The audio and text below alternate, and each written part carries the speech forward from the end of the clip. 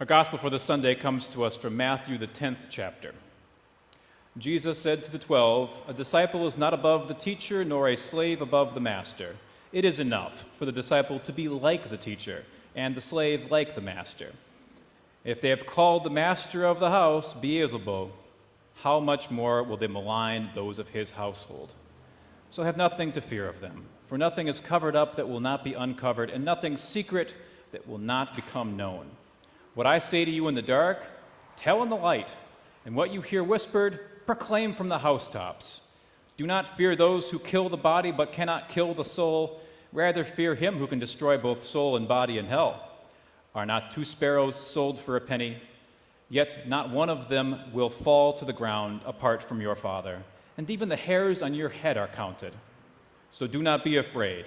You are of more value than many sparrows. Everyone, therefore, who acknowledges me before others, I will also acknowledge before my Father in heaven.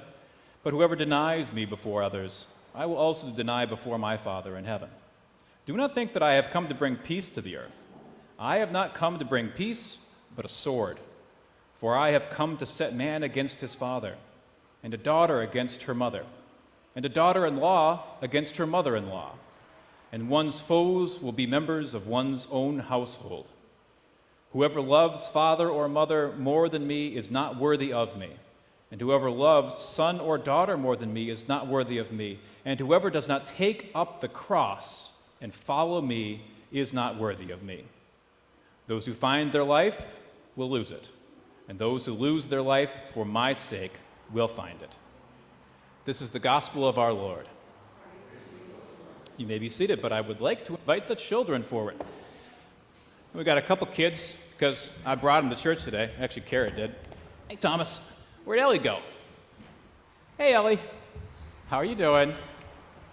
Okay, so we got a lot of fun things going on this Sunday, but the one that I want to talk to you about right now, what am I doing? I'm teaching you it right now for the children's time.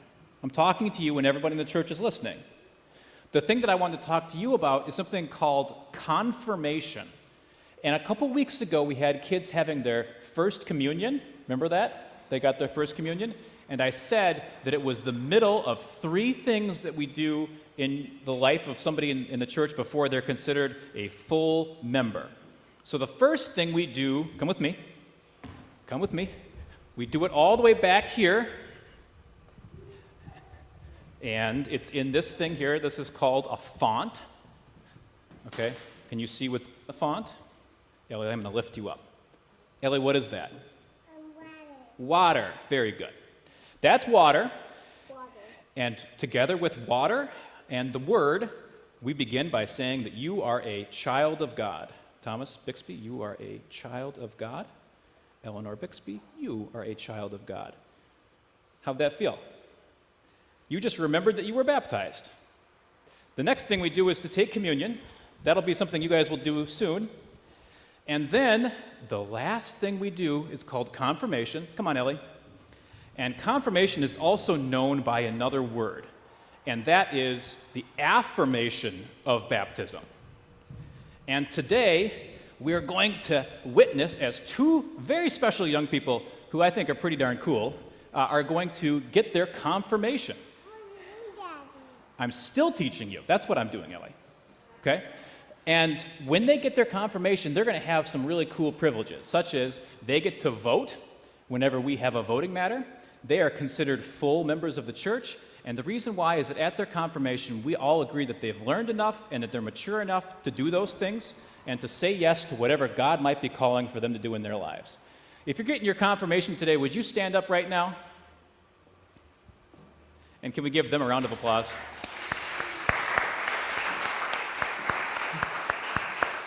Not only did these young people do all the hard work to become confirmed this day, I love you, they did it during a pandemic, some of them, and without a lot of recognition. So today we get to recognize them and all the great work they did. In addition to the other people, our graduates we're going to talk about today, we have a couple people who were born, and there was even an engagement over the weekend. So we'll talk about that as well.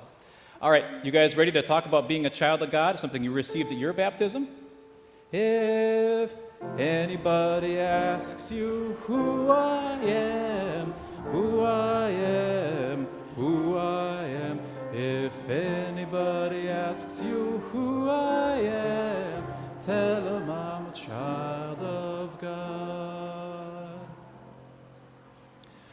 Would you join me in prayer?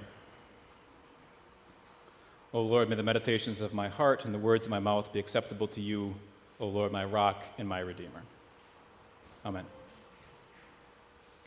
So I got a chance to go to the beach this weekend, took a little vacation. We're in between the end of school and the beginning of camp, and that means you have to take a vacation as a parent because you just do not want your kids at home for an entire week alone.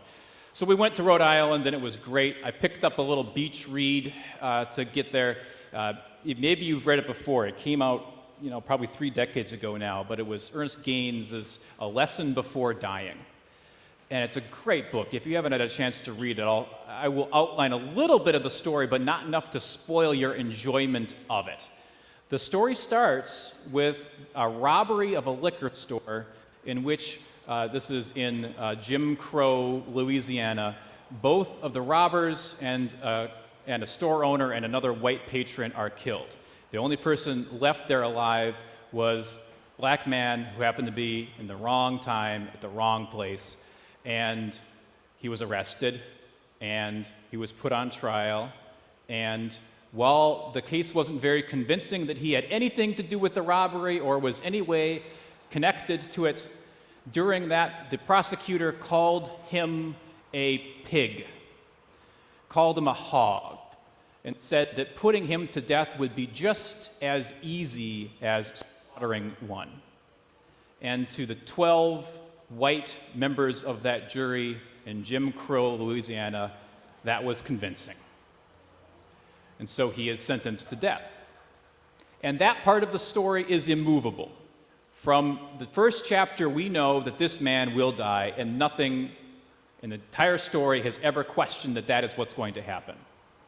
However, also in this town has another black man, having returned from some unnamed university to be the only learned man, the only educated black man in this community.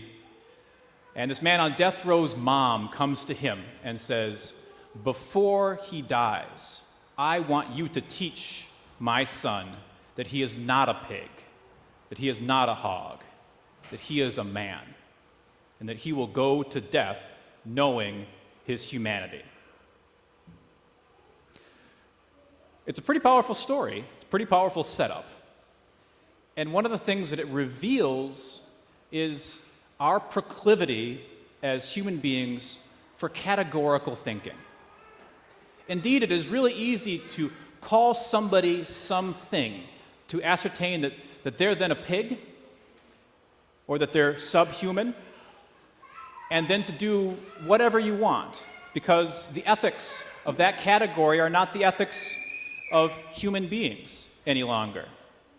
And that categorical thinking undergirded the entirety of slavery, it undergirded the entirety of colonialism, and it undergirded the life in which this man lived and died in the Jim Crow South. So categorical thinking is also the basis for how we do everything in our education system to this very day. It is part of the Aristotelian legacy that we have. Aristotle was the first one to systematize his philosophy and say, the basic thing we have to figure out is what category are we talking in? And it's Boolean logic. It's very simple. It's either yes or no. Are we talking about physics right now? Because if we're talking about a matter that's physics, it either is physics or it isn't physics, okay? If you're in physics, that's what you're talking about. If you're talking about ethics, you're either in the study of ethics or you're not. It's either on, off. For our graduates today, you are either entering into or exiting out of, in all likelihood, something that is totally based on that. You are going to be asked to go to a class, and in that class, you're going to learn certain things that are categorically of that. That's how I was taught too. I walked into a class on New Testament in my seminary, and I did not expect to find anything in there other than a Bible, at least the second half of it. Walk into a class on homiletics, and I expected that I was going to learn how to preach, that I needed to step up and say something during that class. And the categories are important. Within the story that I'm telling you, by the way, it is important to note that while categorical thinking can be dangerous, it's also important to note in this story, it was ignorance that got this man into the wrong category. It is important for you, our graduates, or our learners, or our people who are educating or being educated at any point in time, that you need to learn how to do categorical thinking right, because doing it wrong leads exactly to these dangers. But putting too much stock in it is also dangerous. In our lesson today, we have Jesus speaking to the crowds and giving a lesson, right? This is him teaching them about how they are supposed to be in the world. And it's kind of an exhortation. It comes out of a sense where he's saying, listen, guys, you are going to be called the same things that they call me. And have you been listening to how they're talking about me? They think that I'm the evil one, out here healing people, curing them, letting them live free lives, whatever. I don't know how they got that impression, but that's what they're saying about me. They'll say worse about you. You have to expect trials and tribulations. His exhortation, his teaching to them is to say, here are the things that you'll need. Here is the equipment that you'll have to have. You'll need to have courage. You'll need to have one another. You'll need to have a plan. You will need to know and have expectations that match this reality. Good lessons for all of us too, right? We do know that life is full of many, many challenges. And all of our through lines in today's scriptures talk about the fact that we might not be held in high esteem our entire lives. And that does not mean that we're doing the wrong thing. It means we have to have our grounding in God, not in the opinion of others about us. That's a very important lesson. But in it, he says at the very end something that I've always thought was fascinating is, you must pick up your cross and follow me. Well, from the point of view of us as Christians, we kind of know what he means. This is a guy who will be crucified. But for those disciples present there today, they don't have that luxury of knowing that yet, right? Think about where they are in the story. In the story, they are still in this guy is teaching me things, I'm learning things. The cross has not taken on a new significance for them. It means the same old thing that it means to everyone else in the ancient world. It means that you're about to die a really awful, very shameful, and terribly painful death. That being the case, that they are just learning that, we now have a question of how did they interpret that? How did they hear that message of, you shall pick up the cross and follow me? Did they put that into its context? How about after the effect? How about after the event of the cross? Did they look back on this teaching and then reinterpret what happened then? Did they use categorical thinking? Did they attempt to say what was happening here felt at first like teaching, receiving information, but afterwards it took on a different tenor? So, for instance, in the life of the church, in the history of the church, one of the major categorical ways of thinking that we've had is to put the world and the work of the church into two categories. One is what was called the via activa, and one was called the via contemplativa. So either the contemplative life, which generally speaking was monks and nuns and maybe pastors or people who would be set apart from the world in order for them to study it and to live in it that way, and those who were called to service.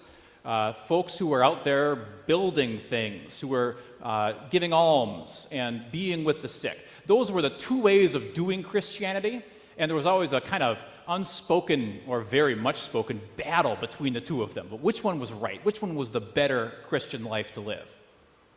I would say these days, maybe the framing that is the most accurate for how we've categoricized, if that's a word, Christian life is we've got one in which focuses on the teachings of Jesus and the moral instruction of what he has given to us, and who would look at today's passage and say, this is Jesus, the moral teacher, versus the other side, which would be perhaps oftentimes talked about as being the sacramental side of Christianity.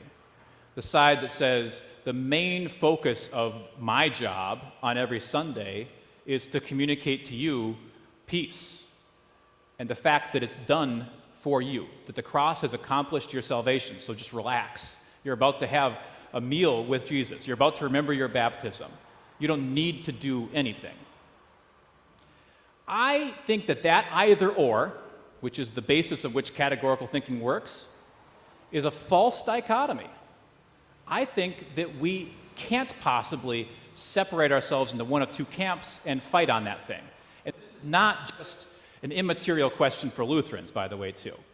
At the very basis of what Martin Luther did, he questioned both sides of that. He both began a tradition of knowledge and revelation where people were able to read their own Bibles, where access to knowledge was then a critical part of what it meant to be a Christian, where doing things like confirmation with our confirmation kids was training them in how to be little ministers themselves.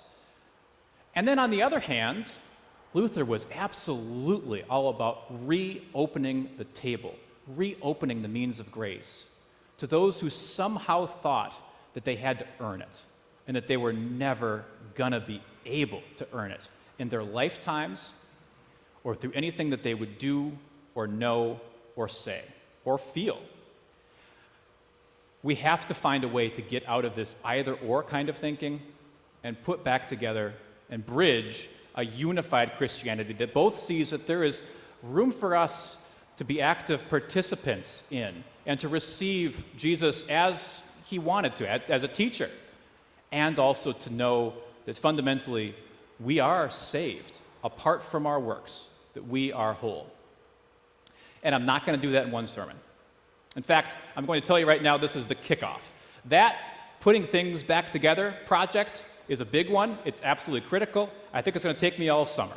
So we're going to start a summer series where I'm going to talk about unifying the teachings of Jesus with the sacramental side of Jesus, with the presence of Jesus, and putting that back together and bringing the church back together again.